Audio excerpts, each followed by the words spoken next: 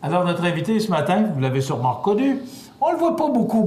Mais là, ça a l'air qu'on va le voir un petit peu plus souvent. Il est occupé, notre ami Bernard, parce que, bon, il est à organiser son bureau. Ça fait quand même 3 mois que vous êtes élu, alors il faut s'organiser. Bernard Généreux, notre député pour Montmagny, Lilla, Kamouraska, Rivière-du-Loup. Bonjour et bienvenue chez nous. Bon matin, bon matin. Ça va bien, Bernard? Ça va très bien, ça va très, très bien, oui. Occupé? Oui, très occupé.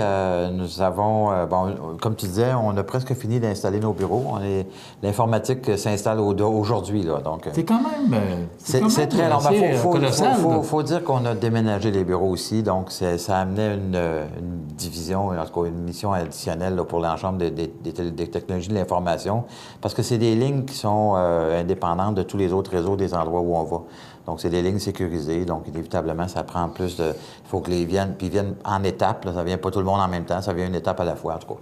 C'est un peu long, mais là, on est organisé. Il faut dire qu'avec les cellulaires, aujourd'hui, on fait beaucoup de choses. Hein. Ça fait que, d'ailleurs, on a assez bien travaillé, je pense. On a réuni mercredi, comme tu sais, une rencontre qu'on a faite à la Pocatière où on avait invité l'ensemble des élus de tout le comté, donc les 59 élus. Il faut savoir qu'il y a 3 préfets qui sont aussi maires. Donc, le maire de le préfet de Kamouraska qui est élu au suffrage universel. Donc, ça fait un total de 59 élus au Kamouraska. Sur les 59, on en avait 52 à la Pocatière le même soir. Donc, c'est une première. C'est jamais arrivé. C'était une réunion où il y avait un ordre du jour relativement chargé, mais aussi où je m'étais gardé une tranche d'échange et de questions à la fin, de façon à ce qu'on puisse être capable de nous percevoir quels étaient les enjeux des élus. Et ça a été une rencontre, sincèrement, très bien réussie. J'avais un consultant que j'avais engagé, avec qui j'avais donné un mandat pour analyser de façon macroéconomique toute la question de l'employabilité. On sait qu'actuellement, le vieillissement de la population fait en sorte qu'on n'est pas en mesure de remplacer même les emplois qui sont actuels. C'est-à-dire que les gens qui partent à la retraite, on n'a même pas assez de monde pour être capable de les remplacer au moment où on parle. On parle pas de création. On parle pas de création d'emplois. C'est sérieux, là, oui. Oui, c'est très sérieux. Puis c'est vraiment un enjeu où moi, je considère que l'homogénéité du territoire qui est de la Côte-du-Sud, avec Rivière-du-Loup, on est très homogène. On se ressemble beaucoup en termes de type d'entreprise, en termes de type d'industrie, en termes de population. Le territoire est sensiblement le même partout. J'entends le littoral, les côtes, les montagnes, etc. Donc, on est très homogène. Donc, non seulement géographiquement, mais humainement aussi. Et je pense qu'on a intérêt à travailler ensemble, tout le monde, de façon à prendre des enjeux à bras-le-corps, malgré ce qui se fait dans les... parce qu'on sait que Montmagny-Lillet est dans le Chaudière-Appalaches. On est dans des régions administratives provinciales différentes, mais il en demeure pour moi que notre territoire est très ressemblant les uns des autres. Donc, on a intérêt à travailler ensemble pour régler les enjeux, si ce n'était que l'employabilité, mais aussi, par exemple, la téléphonie sans fil. On a rencontré des gens de l'Îlet-Sud, l'Îlet, en fait, qui nous ont... des gens qui ont parti une pétition puis qui veulent faire changer les choses.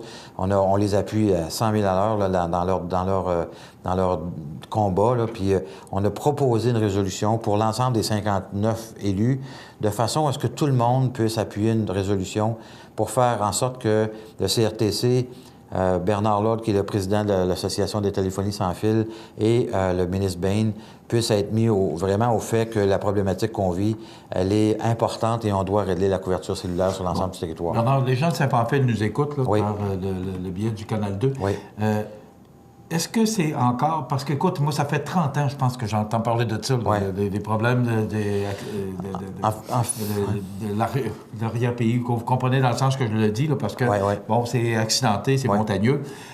Est-ce qu'on va finir par le régler, ce problème-là? Est-ce que les gens peuvent croire que ça va se régler? En fait, les compagnies de téléphone nous disent que 99 le cellulaire rentre partout. C'est pas la réalité dans nos régions à nous. Ça peut être la réalité à Montréal, peut-être, là, mais même dans les périphéries de Montréal, ils sont pas là à 100 Donc, il y a des endroits où véritablement... Puis je l'ai vécu durant la campagne électorale. J'ai fait 17 000 km en 35 jours. Je peux vous dire, il y a beaucoup d'endroits où ça passe pas. Le cellulaire, je peux le garantir. D'ailleurs, je pourrais embarquer avec moi n'importe qui pour aller leur montrer où ça marche pas. Là. Donc, effectivement, ça fait longtemps qu'on parle de ça, mais je vous dirais que la communauté de Saint-Pamphile et de l'Îlet-Sud particulièrement sont très mobilisés. Et moi, je vais les appuyer là, de façon importante. D'ailleurs, c'est déjà fait parce que on a demandé à la résolution qu'on va proposer. Elle a été même modifiée à la demande de la MRC de Montmagny pour qu'on aille un petit peu plus loin dans la résolution qu'on avait préparée. La MRC de Rivière-du-Loup aussi a mis son grain de sel.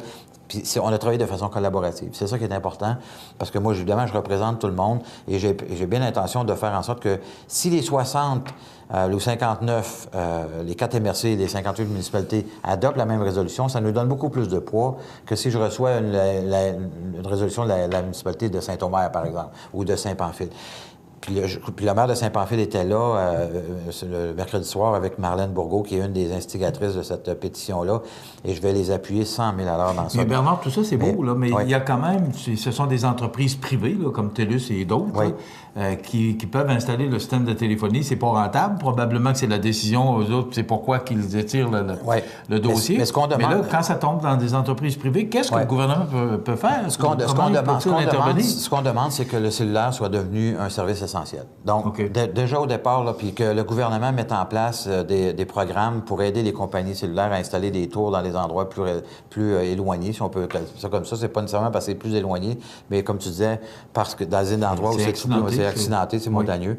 Donc, puis parce que les technologies existent. Et d'ailleurs, Bernard Lord me disait que ça s'était réalisé dans d'autres endroits. Et nous, on s'est ouvert, dans la résolution qu'on propose, c'est qu'on ouvre la porte à participer à la solution. Parce que ce qu'il faut comprendre aussi, c'est que dans des endroits ailleurs au Canada, ce qui est arrivé, c'est qu'ils se sont organisés avec les compagnies, mais les milieux se sont organisés avec elles, de façon à être capable de trouver des solutions. Et c'est faisable. Alors moi, je pense qu'on doit s'ouvrir un peu puis dire, venez chez nous, on va s'asseoir. D'ailleurs, ma préoccupation, je rencontre Bernard Lord, le président de l'Association des télécommunicateurs sans fil, le 4 février à Ottawa. Donc, je vais m'assurer que les compagnies que sont TELUS, Vidéotron et Bell ici, dans le comté, viennent s'asseoir avec nous, puis qu'on regarde, parce que TELUS a envoyé une lettre aux gens là, qui sont mobilisés dans l'îlet en leur disant qu'il y avait des techniciens qui travaillent là-dessus, etc. Ça, c'est des belles paroles, là, mais on veut des actes concrets. On veut des actes concrets. Donc, puis la pression commence à être plus forte parce qu'il y avait un article dans la presse plus, justement, jeudi matin, qui parlait de ça par rapport à l'Abitibi. Tu sais, on n'est pas la seule région à laquelle, d'ailleurs, toute la Gaspésie, la Côte-Nord, d'Abitibi-Témiscamingue, il y a beaucoup de régions au Québec où encore la téléphonie cellulaire n'est pas encore... Puis, écoutez, au Canada, au moment où on se parle, il y a 2 téléphones cellulaires en marche pour chaque individu. On est 35 millions de personnes, il y a au moins 70 millions de téléphones activés cellulaires au Canada actuellement. C'est quand même assez incroyable. Moi, j'en suis un qui en a 2, là, mais c'est pas tout le monde qui en a 2, mais des compagnies, etc., etc. Donc, il y a beaucoup, beaucoup de monde. Puis la téléphonie cellulaire, c'est... Même les compagnies offrent des forfaits pour éliminer le téléphone ligne dure à la maison pour donner des cellulaires. Parce que les gens de Saint-Pamphile font ça, là, puis ils se retrouvent avec des téléphones qui ne marchent pas, ils sont pas plus avancés. Là. Puis ils payent des frais. Ils payent des frais en plus. Ils payent des frais, puis ils n'ont pas le service. Donc, c'est sûr qu'il faut qu'on règle ça. Puis en tout cas, écoutez, on va travailler très fort, mais encore une fois, en se solidarisant à 60 élus en même temps, là, 59 élus, tout un territoire, on se donne beaucoup plus de force que si on est uniquement les uns et les autres à envoyer des résolutions qui ne sont même pas pareilles les unes des autres. Vous comprenez? Donc, c'est là où je pense que ça peut avoir des impacts importants. Bernard, on va s'arrêter quelques instants. Ouais. On va vous garder quelques minutes encore pour la fin de l'émission. On va passer aux prévisions de la météo. On revient avec Bernard Généreux pour 2-3 petites questions rapides. C'est bon. Alors, on revient avec notre invité, M. Bernard Généreux, qui est député de Montmagny-Lillet, Kamouraska, Rivière-du-Loup. Bernard, cette semaine, vous aviez une rencontre avec, vous l'avez dit tout à l'heure, avec tous les élus de notre région, de notre comté. À part les cellulaires, c'était quoi rapidement, c'était quoi les autres dossiers là, dont on a discuté avec vous? Comme tout Parce que vous avez parlé beaucoup de cellulaires. Oui, c'est ça. Tantôt, je vais parler de l'employabilité essentiellement. C'est qu'on pense qu'on doit travailler tout le monde ensemble. Ultimement, moi, j'aimerais aller faire une mission économique parce que là, on a rencontré les élus, on veut rencontrer les entreprises et les institutions scolaires. Il y a eu des missions économiques, d'ailleurs, ça Brunswick, entre autres. Tout à fait. Puis ça vient pas du tout enlever, c'est même complémentaire à ce qui se fait déjà. Mais encore une fois, je considère que dans la région qui nous occupe, tout le territoire de Montmagny-Lillet, Kamouraska, Rivière-du-Loup, qu'on fasse une mission au Nouveau-Brunswick puis une à Montréal, d'ailleurs, que Montmagny-Lillet va faire la semaine prochaine, c'est super. Mais si on se met les 4 ensemble, on va faire quelque chose de beaucoup plus gros. Là. C'est sûr. On met toutes nos ressources ensemble puis on fait quelque chose de beaucoup plus gros. Je pense qu'on a un territoire à vendre. C'est ça qui est important de comprendre. Moi, je le vois à la Côte-du-Sud et Rivière-du-Loup. Tout Rivière-du-Loup, là, c'est un superbe territoire. C'est un milieu de vie qu'il faut vendre et non pas seulement des emplois.